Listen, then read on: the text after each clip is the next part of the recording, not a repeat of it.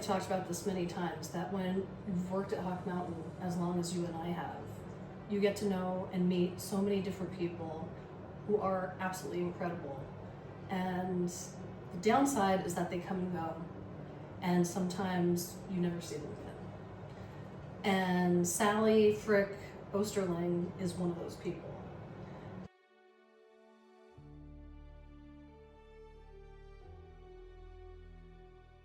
I've met her and known her, and to have this history to share with Hawk Mountain.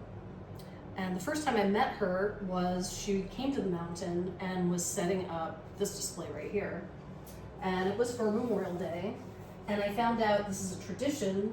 Every single year she would come to the sanctuary, and she was very strongly connected to remembering and honoring the memory of her brother, Bill Frick, who served in World War II. And he and his best friend, Ben Goodwin, spent many, many hours at Hawk Mountain Sanctuary and absolutely loved it. Sally was an incredible human being. She always came, she never missed one of our benefits, always came to the gala. She always bid on and won many art pieces. And little did I know, at her home, she had an incredible art piece, which is behind us.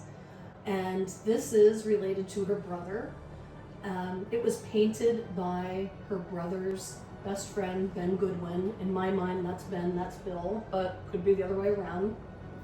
And it was gifted from Ben's mother to Bill's mother after they both, unfortunately, did not come back from World War II. And the painting was started in 1945, as I was told. And it's been in Sally's home since 1946. And about 2 years ago, Sally's daughter, Edie, contacted me and said, you know, unfortunately, my mother's going into assisted living. She has all this artwork she's collected from Hawk Mountain, and we also have a mural.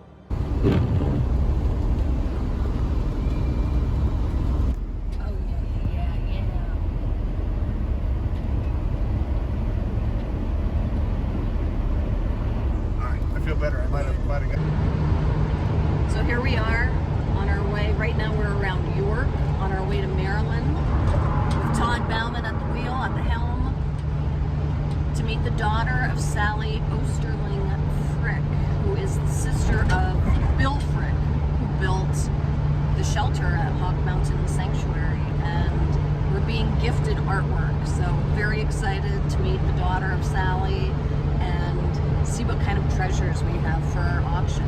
So more to come. Every day's an adventure. Once we arrived, and I had met Sally briefly at one of our galas in the past, but once we arrived, all of a sudden there was a feeling for me of, you know what, this is even more special. Absolutely. And I feel the second we walked in and saw this, we were both, it went without saying, it was coming home with us. Yes, correct. And then I know we got to look through some other art and take a couple other pieces, but obviously that was the focus. And seeing it and viewing it, obviously there was, yes, coming home with us, very special piece, but also I looked at it and said, it needs some TLC. Absolutely. And that was all you. Well, I didn't know much about art restoration. I don't think you did either. What's interesting here at Hawk Mountain in my role of jobs is it seems like it's always changing, and we don't necessarily have an art restoration budget at Hawk Mountain Sanctuary. So luckily it was kind of coming into winter, and I said, you know what? I think I can restore a piece of art. And I spent a fair amount of time calling a couple people, making some emails, doing lots of Google searches and YouTube videos watching. And I had a wonderful place, which the name is leaving me now, of an art restoration place that took some time. And I told them I would pay them for this consulting, but they were just wonderful. They took some time. They talked me through some things on the piece, and then it began. Yeah. If folks remember, it was laid out here on this table for a good chunk of that winter last year, and it turned out that saliva was actually the best solution to use, saliva and Q-tips to clean it. It's not a small painting, No. So there was quite a bit of time that took in doing little areas of the painting at a time. I remember lots of Q-tips Yep. and trying to keep you hydrated. Yes, correct. So I would estimate over a gallon of saliva, as hopefully nobody's grossed out by that, but over a gallon of saliva and probably like, I don't know, 2,000 Q-tips or something. Crazy. And a fair amount of time that went into that to clean it up. But the results were amazing.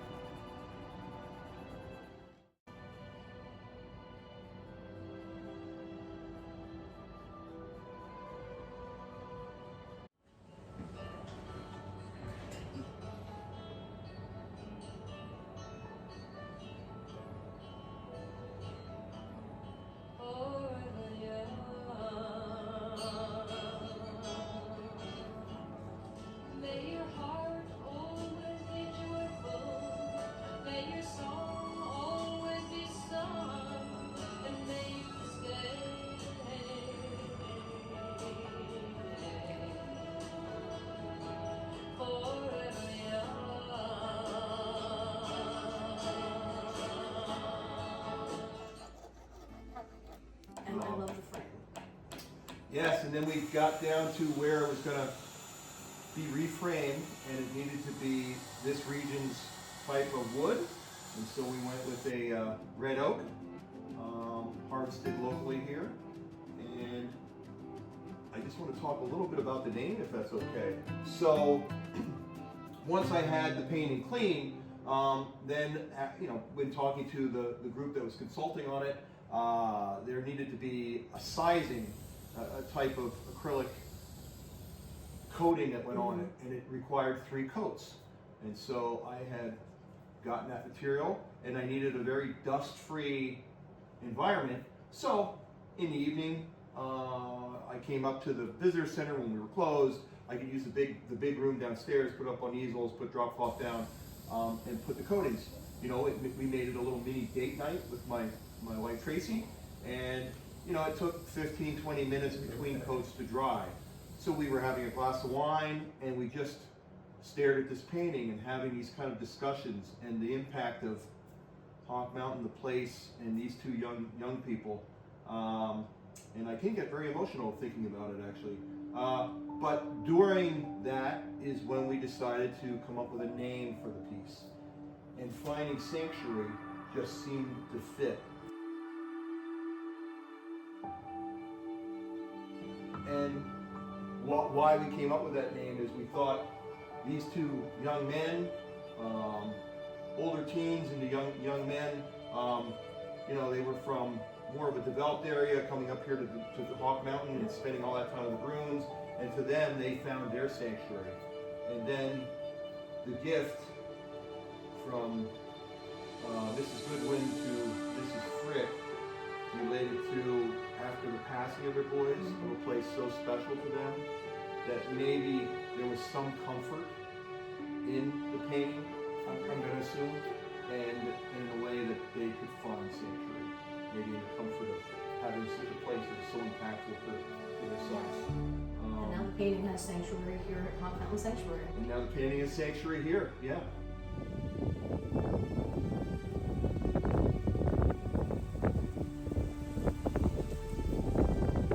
So the painting is done by Alice Goodwin. She went by the nickname Happy, and which I also love. So Happy Goodwin painted this in 1945-46.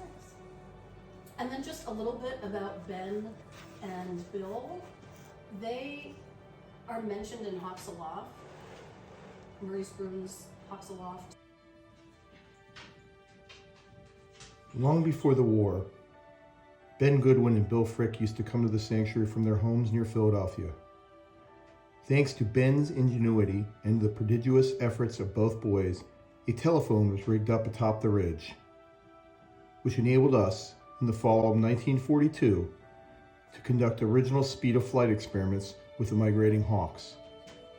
Our results were subsequently published in the AUK.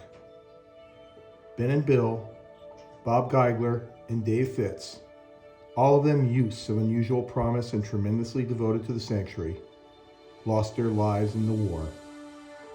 2 of our shelters have been dedicated to the memory of these boys. They were part of really, I believe, one of the first ever scientific studies on the sanctuary, where Maurice Bruin, there's this famous photo of Maurice Bruin at North Lookout on the phone.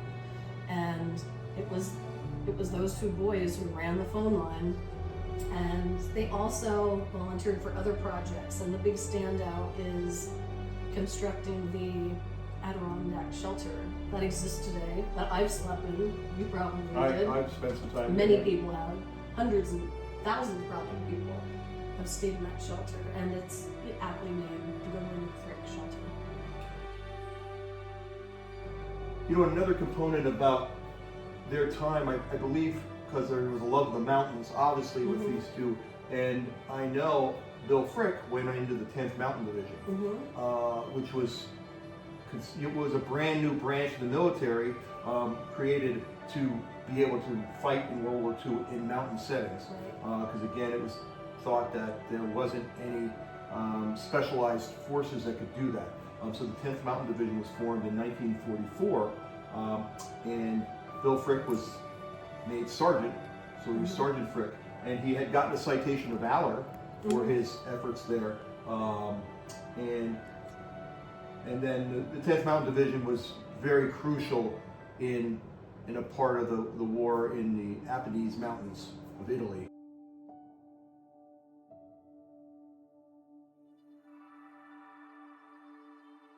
Yes. So one thing going forward is we have committed to every Memorial Day, 4th of July, and Veterans Day, resurrecting the Memorial Day display and finding the photos of Ben and Bill and putting in the 10th Mountain Division logo and whatever else we can find about Ben Goodwin's service, which we continue to research. Yeah, yes.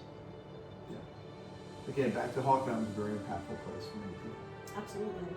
And I can't be happier that we did this. Absolutely. And I know Sally would be so touched.